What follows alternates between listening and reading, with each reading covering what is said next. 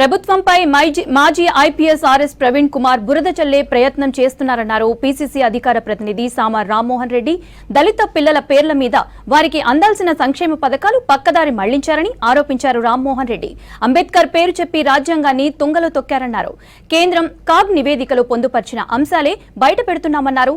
Coding విధానంపై ఏడాదికి 4 కోట్లు ఖర్చు చేశారన్నారు. అంబేద్కర్ పేరు చెప్పి దళిత విద్యార్థుల పేరుతో ఆర్థిక శాఖ అనుమతి లేకుండా మొత్తం లూటీ చేశారన్నారు. వెంటనే ప్రభుత్వం విజిలెన్స్ విచారణ జరిపించాలని డిమాండ్ చేశారు సామ రామ్మోహన్ రెడ్డి. ఆర్ఎస్ ప్రవీణ్ కుమార్ గారు మరి మా ప్రభుత్వం మీద ఆయన ఇష్టానుసారంగా నిరాధారంగా ఏమీ లేకపోయినా పిల్లలని వాడుతూ కులం ముసుగులో మా ప్రభుత్వాన్ని బద్నాం చేసేటటువంటి వ్యాఖ్యలు మనందరం కూడా వింటా ఉన్నాం.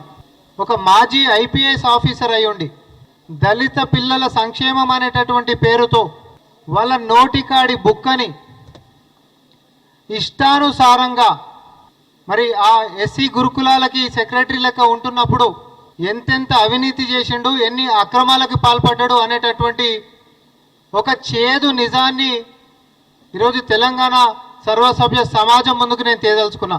ఇది కేంద్రం నుంచి సిఏజీ కాగ్ నివేదికలో వాళ్ళు చేసినటువంటి ఇన్స్పెక్షన్లో వచ్చినటువంటి అవకతవకలని ఈ ప్రభుత్వానికి వివరణ కోరుతూ వాళ్ళు మమ్మల్ని అడిగినటువంటి వ్యవహారాలకి గాను తీరా అన్ని కాగితాలను తిప్పితోడి చూస్తే పుంకాలుగా అవకతవకలు అక్రమాలు మాత్రమే కనిపిస్తూ ఉన్నాయి.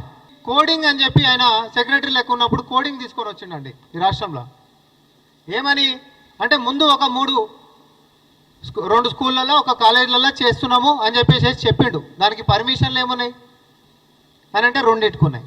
అసలు అది పెట్టింది ఎన్నిట్లల్లా ఒక్క దాంట్లో.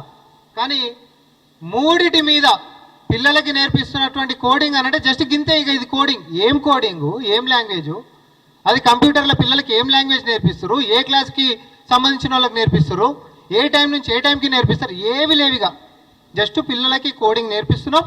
ప్రతి సంవత్సరానికి జరుగుతున్నటువంటి ఖర్చు 4,50,11,991 రూపాయలు. ఇక గింతే. అసలు వాస్తవం ఏంది అని చెప్పి తవ్వి చూస్తే అది కేవలము 240 మంది పిల్లలకి మాత్రమే లబ్ధి జరిగింది అనేటటువంటి విషయాన్ని అధికారికంగా మనకు కనిపిస్తున్నటువంటిది. ఎవరన్నా ఏడాదికి 4,50,11,991 రూపాయలు ఖర్చు పెట్టి చెప్పిందండి 3 సంవత్సరాలలో నేను చేస్తా కోడింగ్ అని అన్నాడు. చేసిందంత ఒక్క దాంట్లో. పర్మిషన్లు ఎన్నిటికి తీసుకుంటూ 2టికి.